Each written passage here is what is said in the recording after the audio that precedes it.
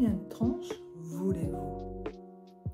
L'équité est la nouvelle clé dont je vais vous parler aujourd'hui.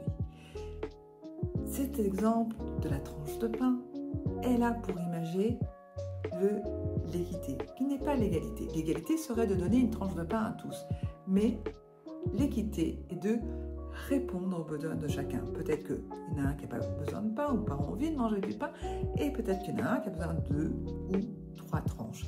C'est cet exemple aussi des personnes plus ou moins grandes et qui vont avoir besoin d'un marchepied pour pouvoir tous avoir le regard à la même hauteur au-dessus d'une balustrade et pouvoir profiter du spectacle. L'équité est l'affaire de tous.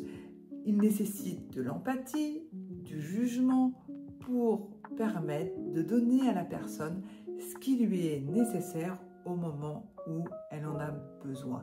L'équité est différente de l'égalité car on peut de façon équitable apporter du soutien à une personne à un moment donné, dans la même famille par exemple, et plus tard à un autre moment, de façon égalitaire, apporter du soutien à une autre personne à un autre moment parce que c'est elle qui en a besoin. L'équité est la capacité à donner à la personne ce dont elle a besoin au moment où elle en a besoin. Ça peut être des lunettes pour certains pour que la personne puisse voir, ça peut être du soutien pour sa santé, de l'aide parce qu'elle a un handicap, ça peut être aussi de l'aide parce qu'elle a des béquilles par exemple et sa mobilité est réduite.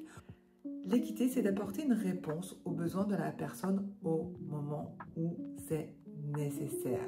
On vit dans un monde où il y a des inégalités de par le sexe de la personne, sa profession, son secteur géographique et autres, son niveau social. Quelles sont de votre côté les actions que vous menez pour plus d'équité dans ce monde? Je vous invite à muscler votre cerveau en prenant conscience des inégalités autour de vous et à y répondre de façon équitable en musclant votre cerveau pour gagner en liberté pour vous et pour les autres et ainsi réaliser vos rêves.